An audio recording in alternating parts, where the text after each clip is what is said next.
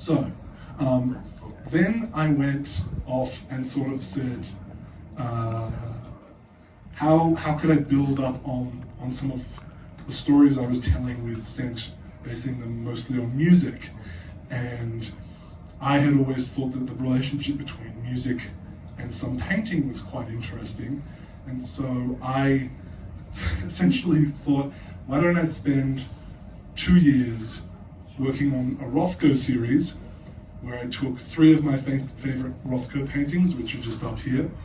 Mark Rothko was quite a famous New York painter in the sort of 40s and 50s, and why don't I spend 2 years trying to interpret these colors and these paintings into finished perfumes. So that was the basic idea, and needless to say, my dreams in those 2 years were very interesting. But I started with the one on the far right, which is called Black and Deep Red. That's the name of both the perfume and the painting.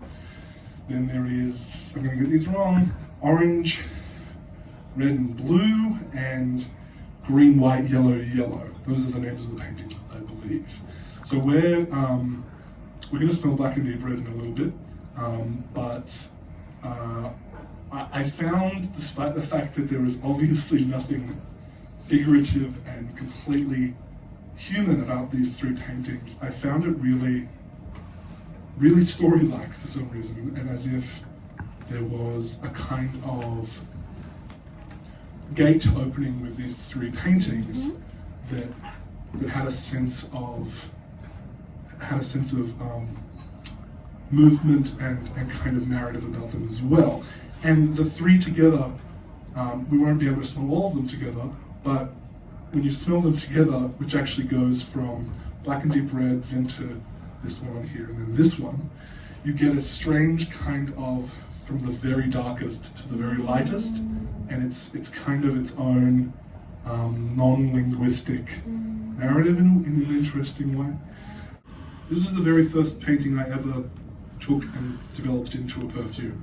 I did it a lot afterwards with the Lady of Shalott, with the other 2 Rothko ones, and with a number of photographs as well. This is also just a little bit of a breakdown of how that works. So with a heart note, which is the main theme, and a very simple theme, just involving black pepper and this wood called agarwood, which kind of gives it that dirty black color in talking synaesthetic terms. Really gives it a kind of musky darkness, but mixed with this texture from the pepper that everyone is really familiar with because we're so not used to pepper. Mixed with down here, we then have this sort of darker, sort of pink reddy elements, which I kind of bring in a very cool rose from Bulgaria and a couple of other spice elements, kind of reinforcing it. And then the layers around the back, the sort of backdrop of the painting itself, that kind of ochre, I don't know if that's ochre, but you get what I mean. The background of the painting has a couple of different woody elements and some musk and amber and a really weird wood called guaiac wood, which smells like a smoky rose. It's from South America.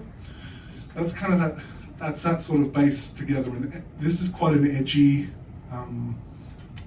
dark, heavy perfume, and so there's lots of, one of the famous perfumers referred to it as affinities and antagonisms. So there's lots of call and response and tension and in between some of the different elements.